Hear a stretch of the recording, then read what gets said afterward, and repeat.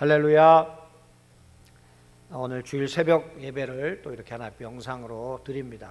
우리 성도님들 계신 자리에서 하나님 말씀을 받을 때 또 우리가 마음과 뜻과 힘을 다해서 말씀을 받고 아멘 하시고, 또한 그 말씀을 힘써 순종하며 실천하는 우리 성도들 되시고, 말씀을 들을 때 여러분의 믿음이 더욱 견고해지는 귀한 역사가 있기를 주님의 이름으로 부탁을 드립니다.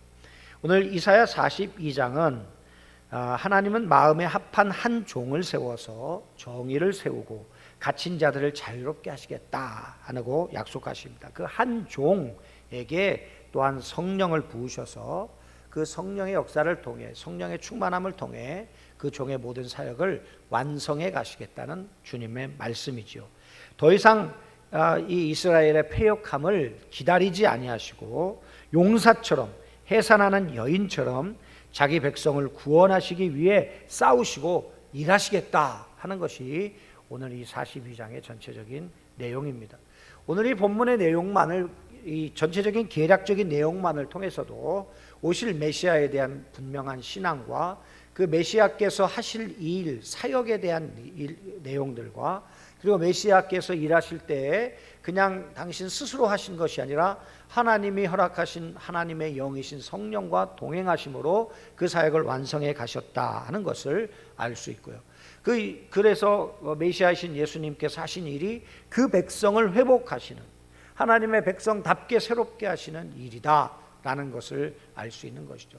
우리가 이 말씀을 생각할 때 정말 예수님이 이 세상에 오지 않으셨다면, 하나님의 구원의 역사가 아직도 이루어지지 않았다면 이 어렵고 험난한 인생을 우리가 어떻게 살아갈 것인가, 또 우리 인생에게 직면한 그 두려움, 공포, 또 특별히 죽음에 대한 그 궁극의 그 공포심, 이런 것들을 우리는 어떻게 이겨내며 살 것인가, 참 지금 생각해봐도 끔찍한 일이죠. 그러나 예수님께서 이 땅에 오셔서 성령님과 함께 동행하시고 충만하심으로 하나님의 그 구속의 역사를 완성하셔서 그 백성들을, 예수 그리스도를 마음에 모시고 하나님의 자녀 되었고, 이제 성령님이 우리 안에 충만하셔서 우리의 인생을 이끌어 가시는 그런 삶이 돼서 이제 우리가 이런 모든 세상의 환난이나 고난이나 또 죽음의 공포라든가 이 모든 것들로부터 자유함을 누릴 수 있는 인생이 되게 하신 것이 참으로 감사하고 복된 일인 줄로 믿습니다. 오늘 이 말씀 통해서 하나님께서 몇 가지 은혜를 함께 나누도록 하겠습니다. 첫 번째로, 택하신 종을 통해 세상을 공의로 통치하시는 분이십니다. 세상의 통치자들의 모습과 달리 이 종은요, 강압적이거나 또한 자신의 권력을 이용해서 백성들을 찍어 누르는 그런 종이 그런 왕이 아니십니다. 그분은 온유하시고요, 또 때로는 연한 순같이 약해 보이시고요, 그리고 소외된 자들을 위해서 정의를 실현하시는 그런 분이십니다. 하나님은 자신의 영을 부은 택하신 종을 통해 미끄러진 것을 바로잡고 공평과 정의를 베푸시는 분이십니다.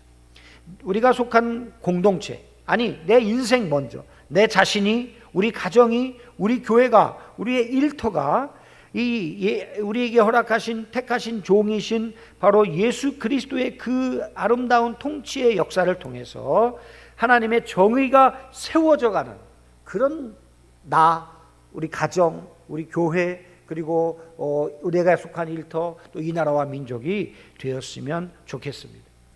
어떤 정당이 집권을 해도 마찬가지입니다. 자신들이 가진 권력을 가지고 자신들이 이루기를 원하는 목적을 이루기 위해서 때로는 백성들을 속이고 백성들을 짓누르고 강압적으로 힘을 행사합니다.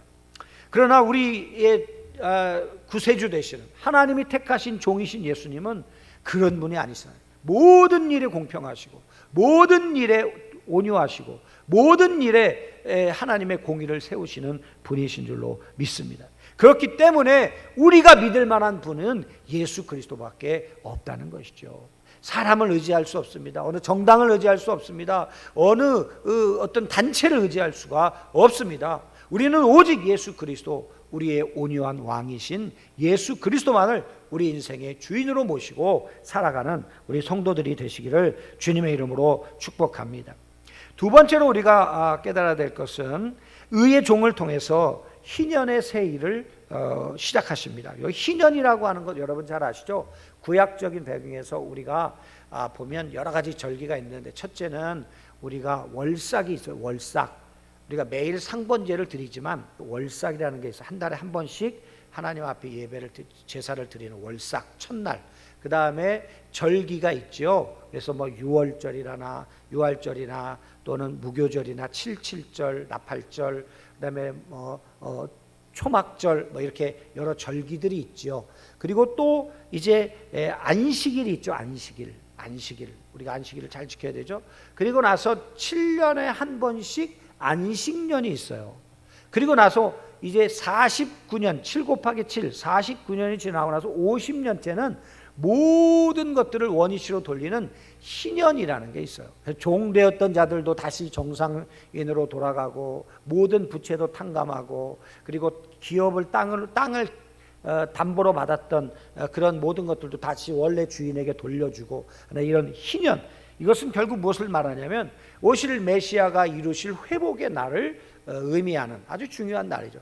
그래서 이 희년의 세일을 시작하시는 분이 누구시냐? 바로 예수 그리스도, 하나님께서 보내신 바로 그 메시아라는 말씀이죠. 이것이 5절에서 12절까지의 내용인데요.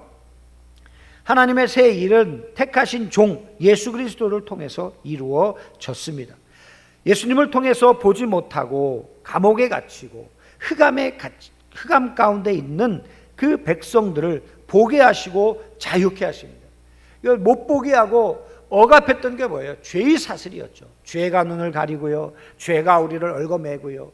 그래서 정말 하나님이 주시는 그 참 안식을 볼 수 없었습니다. 그러나 예수님의 십자가의 구속의 은혜를 통해 이 모든 죄의 사슬이 끊어짐으로 이제는 보이지 않던 영적인 세계가 보여지고, 그 세계가 믿어지고, 그 예수님께서 허락하신 그 죄로부터의 자유함을 누리게 된 줄로 믿습니다.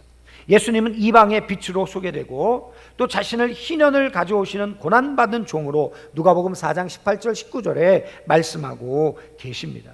이제 모든 사람은 그리스도 안에서 세상의 종노릇을 청산하고 참된 자유를 경험할 수 있는 것이죠.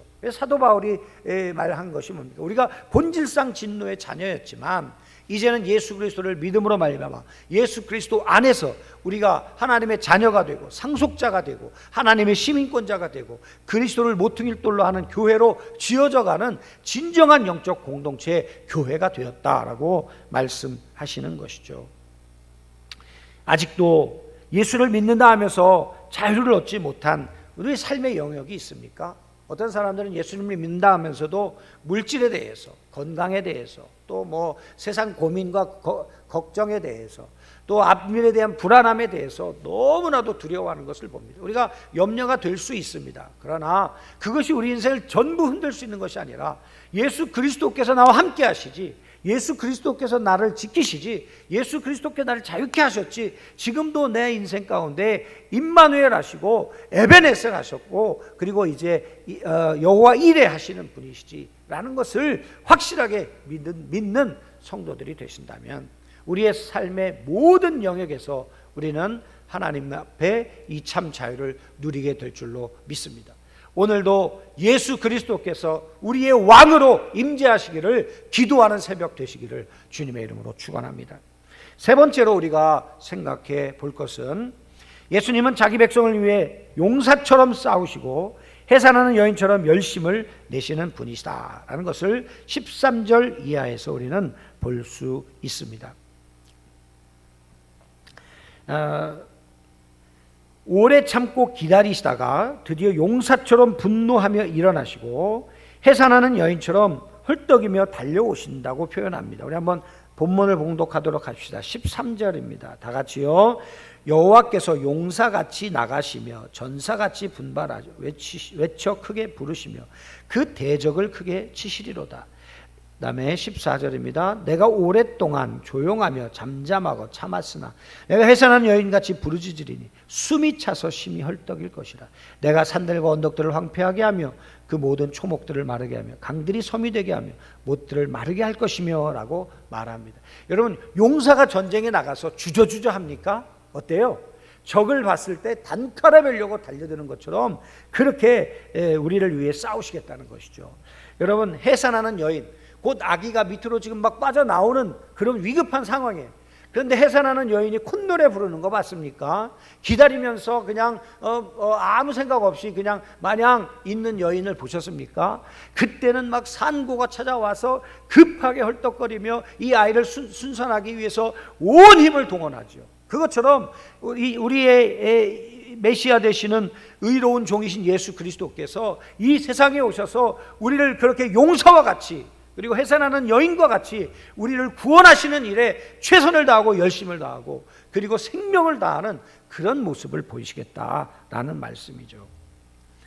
대적을 징벌하시며 자기 백성들을 흑암에서 광명으로 인도하시는 분이십니다.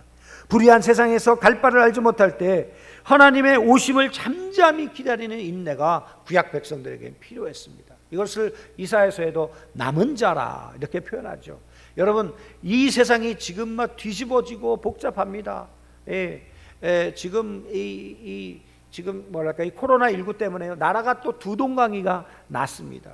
어떤 사람들은요, 이 코로나가 이렇게 창궐한데 교회들이 모여서 뭐 광화문 집회를 했다, 뭐 그래서 교회들이 나라의 모든 확진자들의 그런 어떤 그 본산지다 이렇게 얘기하는 거です. 또 어떤 분들은 또 이렇게 말합니다. 아니, 코로나19가 발병하려면 적어도 5일은 걸리는데 그 5일 전에 이미 어떤 일이 있었냐, 그 우한에서 사람들이 대거 들어왔고 또 뭐 다른 문제들로 인해서 그래서 확진자들이 생겼는데 그 사람들이 광화문에 온 것이다. 광화문에 왔으면 그 사람들 광화문에 모이도록 허락한 정부가 문제고, 이렇게 서로 지금 막 싸움이 막 붙고 난리가 납니다. 교회를 탄압하는 것에 대해서 그렇습니다. 교회 안에서도 어떤 분들은 예배를 영상으로 하는 것이 맞다. 또 어떤 사람들은 또 이렇습니다. 그러면 전철도 중단시키고 식당도 다 영업 중지시키고 사람들 모이는 것마다 다 중지시켜야 되지 않느냐. 그러면서 또 서로가 무엇이 옳은지를 막 이야기합니다. 어떤 것이 정답인지 전 잘 모르겠어요. 그러나 지금 우리가 인내하며 기다려야 될 것, 그게 뭐예요? 구약 백성들은 오실 메시아를 수천 년 동안 기다렸어요. 인내함으로. 믿음의 사람들은요, 끝까지 인내했습니다. 보십시오, 여러분, 우리가 예수님 오실 당시에 시므온이나 안나 선지자 같은 분들, 그들은 80평생, 100평생, 90평생을 그 오직 메시아가 오실 것만을 기다리며 그들은 자신들의 믿음을 지키고 있습니다. 여러분, 지금 그것이 어떤 것이 중요하다가 아니라 우리의 믿음이 지금 예수 그리스도의 오심을 기다리며 그분이 이루실 새하늘과 새 땅을 사모하며 이 땅에서는 그 어떤 것도 옳고 그름의 어떤 선상에서 진리의 문제가 아닌 어떤 면에서는 우리의 마음의 선택의 문제라고 할 수 있는, 이것이 정말 영적이냐 성경적이냐 이것을 되돌아보면서 우리의 믿음을 굳게 지키며 주님 오실 날까지 우리의 믿음을 끝까지 인내하는 것, 이것이 우리에게 필요한 것이라고 여겨지는 것입니다.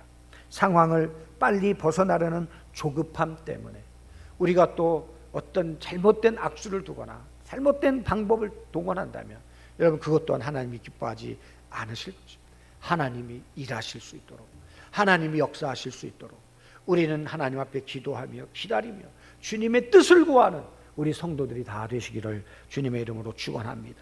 이제 마지막으로 네 번째 살펴볼 말씀은 18절에서부터 25절까지의 말씀인데, 백성을 인도해야 할 하나님의 종들이 오히려 듣지 못하고 보지 못하고 있다 하는 말씀입니다. 18절 말씀 한번 다 같이 봅니다. 너희 못 듣는 자들아 들으라. 너희 맹인들아 밝히 보라. 맹인이 누구냐? 내 종이 아니냐? 누가 내가 보내는 내 사자같이 못 듣는 자겠느냐? 누가 내게서 충성된 자같이 맹인이겠느냐? 누가 여호와의 종같이 맹인이겠느냐? 이게 누구예요? 당시의 영적인 지도자들입니다. 하나님의 말씀이 임해도 볼 수도 없고 들을 수도 없는, 영적으로 그 귀가 가려지고 그 눈이 가려졌다는 것이죠. 그들은 백성들을 의의 길로 인도하지 못하고 하나님의 교훈에 순종하는 백성으로 양육하지 못했습니다. 그들 스스로 말씀의 귀를 막고 듣지 않았기 때문입니다. 지도자들은 물론 우리 또한 하나님의 말씀에 눈과 귀가 활짝 열려 있어야 할 것입니다. 그렇기 위해서 우리는 어떻게 해야 합니까? 늘 깨어 있어야죠. 사도 바울이 말한 것처럼 영적으로 깨어 있는 것, 그건 뭐예요? 기도하는 것입니다. 하나님께 기도할 때, 그러나 그저 그냥 우리의 소원만 간구하고 뭐 달라고만 간구하는 기도가 아니라, 주세요 주세요 하는 기도가 아니라, 하나님 내 영을 열으시고 내 영안이 열려지게 하시고 내 귀가 들려지게 하셔서 하나님의 음성을 분별케 하여 주옵소서. 계시의 영을 부어주셔서 하나님의 말씀을 깨닫게 하시고 하나님이 어떠한 분이신지를 더 깊이 알아가게 하셔서 우리의 믿음이 흔들리지 않는 견고한 믿음 되게 하여 주시옵소서. 이것을 굳게 붙들고 이것을 믿음으로 나아가는 그런 우리 자신이 되어야 될 줄로 믿습니다. 사랑하는 성도 여러분, 또한 이 시대의 영적인 지도자들을 위해 기도해 주시기 바랍니다. 강단에서 선포되어지는 하나님의 말씀에 영적 권위가 임하게 하시고, 그 말씀을 듣는 성도들이 이 구약 백성들의 그 지도자들처럼 그 선지자들을 두려워하지 아니하고, 그리고 선지자들이 전하는 말씀을 우습게 여기다가 어려움을 당하지 않고 정말 하나님의 말씀 앞에 겸손하게 낮아져 하나님의 말씀 앞에 믿음으로 결단하며 순종할 수 있는 그런 성도들 되게 하셔서, 하나님, 우리 역곡동교회가 날로 하나님의 은혜가 넘치고 하나님의 역사가 일어나고 하나님의 놀라운 새로운 일들이 시작되는, 하나님 이 땅에 축복의 통로가 되는 교회가 되게 하여 주시옵소서. 기도하는 우리 성도들이 다 되시기를 주님의 이름으로 축복합니다.